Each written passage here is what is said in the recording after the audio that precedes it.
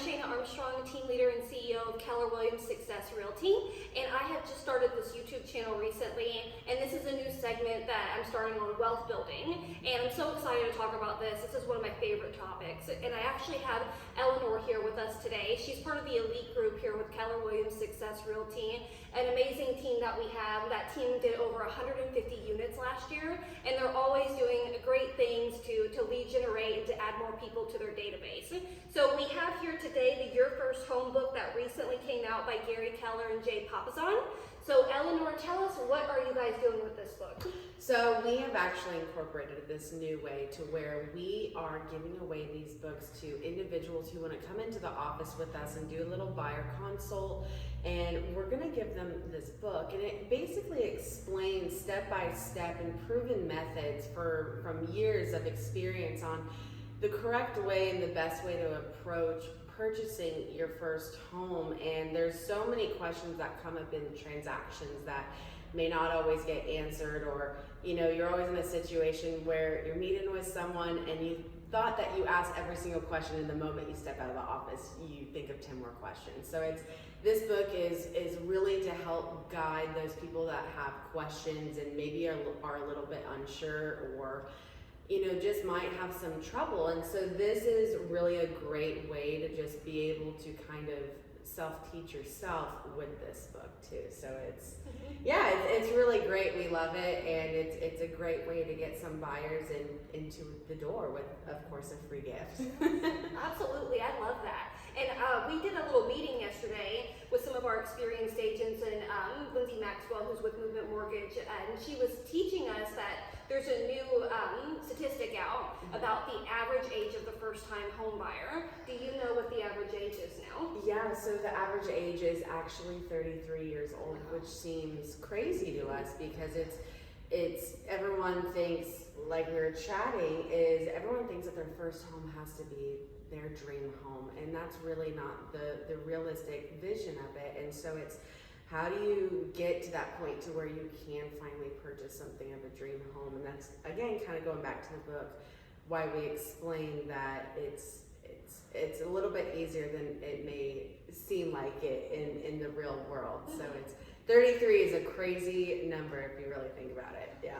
I think so many people think it's so much younger, and it's just, it was a hard market last year for the first-time home buyer, and let's be honest, it's still a hard market for the first-time home buyer, and that's a demographic as realtors and people in the real estate industry that we don't want to forget about. And how awesome is it that you guys have bought cases of these books, you're ready to educate them, because it's not easy. There is a lot of questions for first-time home buyers, and it's not a hot lead. Yes. We were discussing that your first-time home buyer in your database is someone you have to keep in contact with and check up on, because it might take them a little bit longer to figure out what they're going to do in their next step. And so I love that y'all have started this, and we can tell people all day all the great things of lead generation and what you should be doing, right? But and honesty is that we can tell people, buy these books, give them out, have appointments with people, and either the successful people are going to take it and run with it, and that way we have more educated people on the other side of the table with us,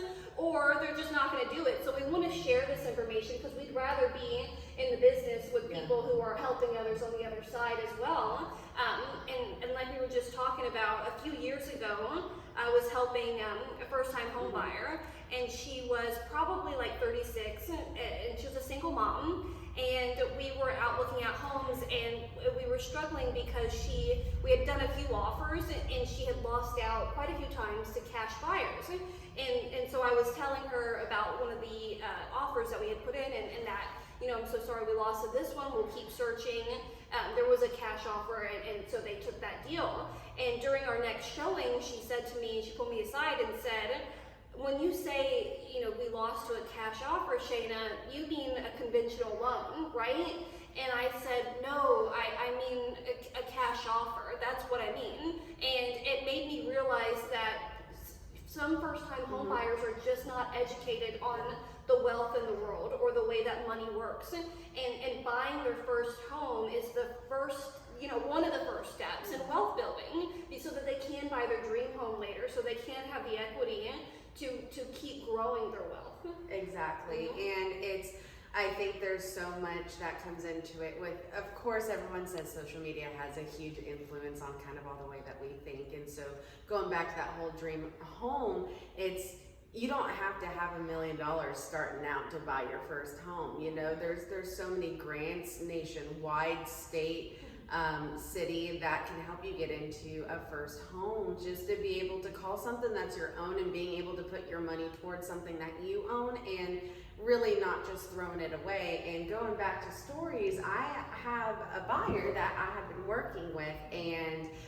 it was his first investment property, and he hadn't purchased a home in like 15 years. And so we were really chatting about what's the most appropriate way to kind of spend money when it comes to investment properties. And I said, you know, think about it this way.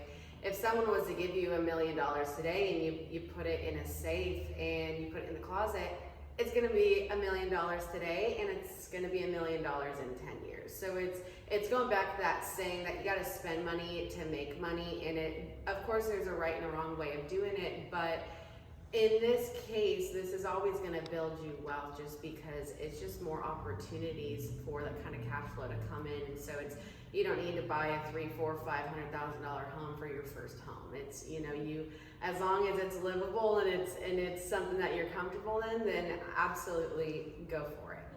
That's awesome. Yeah. Well, thank you so much, Elinore, for being here and sharing what you guys are doing. I think that's amazing. And as soon as I heard that y'all were doing it, I was like, oh, we have to do some kind of chat about it. Yeah. So I love that, and I appreciate you taking the time to share with us. Well, thank you for having me, and it's super exciting. You know, we encourage everyone to come in and share their experience, or just kind of what their goals are too, because there's going to be a million questions no matter what area in the process that you're in. So thank you for having me and getting to share with us a little bit. Yeah. Thank you. You're welcome.